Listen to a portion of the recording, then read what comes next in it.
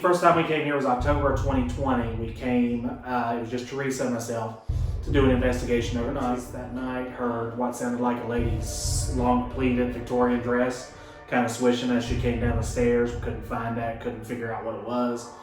We had a 3-foot, maybe 3.5-foot shadow man that kept popping up on the 3rd floor, kind of peeking his head around the doors and stuff like that, kind of looking at us. We had a lot of sounds. We had some disembodied voices. We had something playing with our motion detectors that we couldn't quite figure out what it was because we had set the motion detectors up and we were inviting the little shadow man to come into the room and he wouldn't do it. And I had my back towards where the bedroom doors were. And I swear I just kind of glanced out of my peripheral vision and turned enough to actually see what looked like a woman in a white dress disappear into the blue bedroom behind me. And I start to walk up the stairs and I hear a woman's voice behind me say, "You don't want to go up."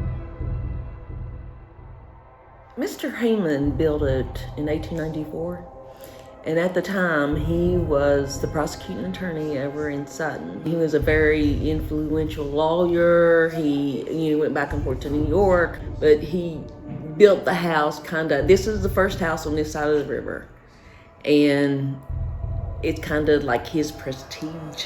I mean, as a showpiece for him.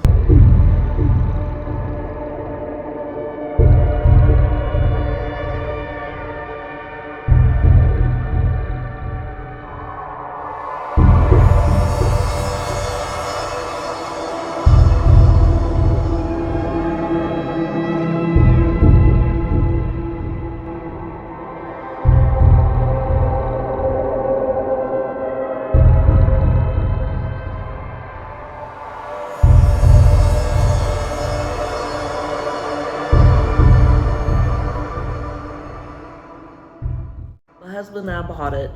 It wasn't probably but maybe 2 weeks when things started happening. My husband was up here by himself and I was at home because I wasn't feeling well. And I just kept trying to call him and kept trying to text him and I couldn't get a hold of him, so I just come up. The whole house was just damp and wet, so doors and windows were sticking and we was having that trouble. So I tried to come in the front door and I couldn't. My key wouldn't work. I couldn't get the door unlocked. Didn't know what was going on, couldn't get it open.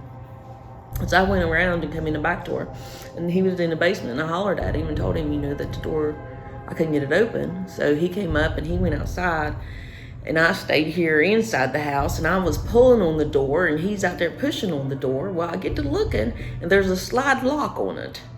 And I got to looking, and I was like, wait a minute. So I just slid that lock over, and the door opened right up. And I told him, I said, what? He said, what was it? And I said, well, that lock was slid over. And he looked at me, and he said, no. And I was like, yeah, the lock was slid over. And he said, no, Teresa. He said, I was expecting Bridget and Bobby to stop by. He said, I know that door was unlocked. He said, I left it unlocked for them. But then he also saw like a 6-inch orb looking thing in the basement. And he said that he probably watched it, he said, for a good 2 minutes or so. And he said, I got up and moved around to try to maybe thinking it was the light was coming in from somewhere. And he said I couldn't block it. And he said he was working on the hot water tank, and he said he turned around to the hot water tank, and when he turned back around, he said he was just gone. And he's seen on the 2nd floor, he's seen like a 4-foot gray shadow figure move from the bathroom up there over to the fireplace. He's seen that twice. I was in the attic one time. I went up to close the window in the attic, and as I leaned over to close the window, I had on like a low-cut dress, and it was like 3 cold fingers just run across my chest and come off my house. I don't know why they're here. I do know that Mr. Heyman's first wife, Emma, she passed away in the house, but we cannot find a death certificate or anything in the newspapers telling us what happened to her. She was 43.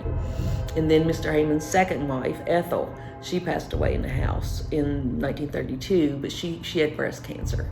So she passed away here. And then I've been told that a gentleman in the 70s had COPD and that he had passed away in the home. But as far as mass murders and all that kind of stuff, Nothing like that has happened that we've been able to find. Is still just kind of mystery on why the spirits are here. They're here, and I know they're here, but exactly why they're here is still a mystery to us.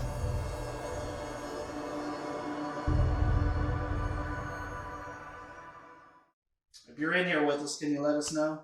Can you touch something? Can you touch one of us? Can you make a noise?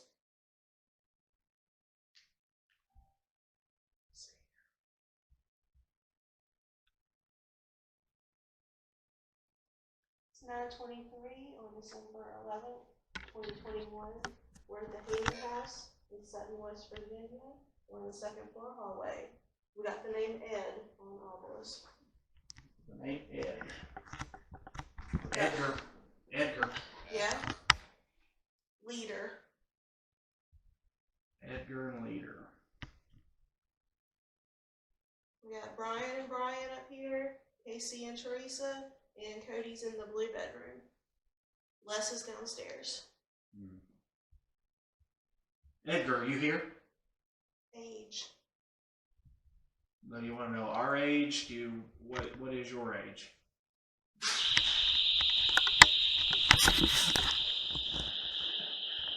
I knew that. Brandon, I'll come back and get it. That's it, done. Can't The police are coming after Ronnie Bates. The door popped open. Offers, okay? People are following you now. It was on there latch because I pushed it in and it didn't move. It's not latched now. The door opened down there that one was on. That's jacked up.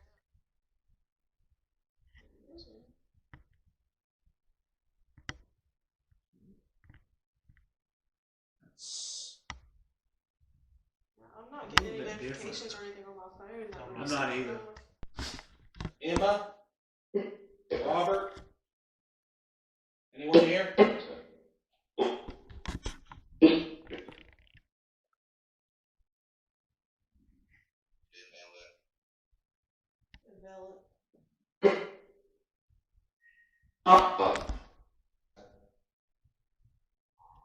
If you'd like to speak with us, speak one at a time. Is there anybody here with us? Preacher. Second time I said that was in there. Is there a preacher here?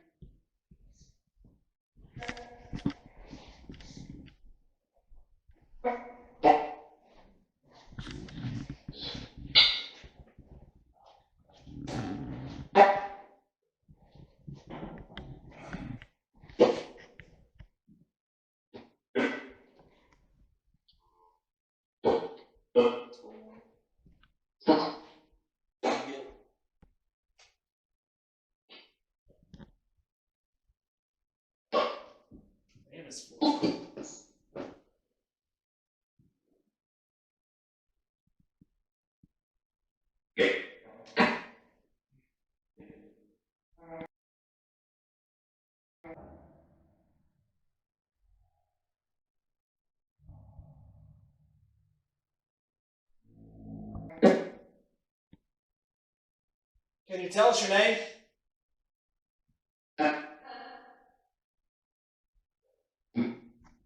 Yeah.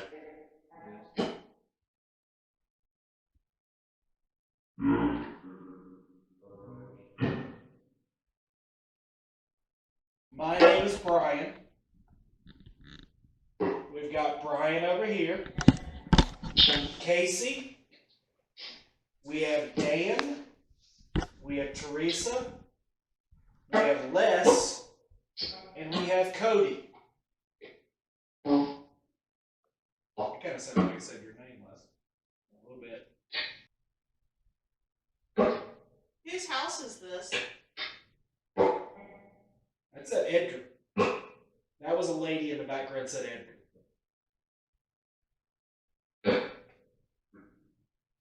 Is this the Haymond House?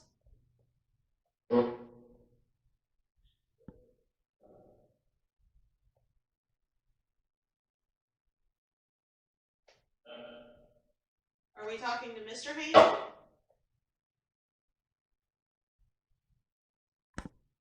Are we talking to Mrs. Heyman?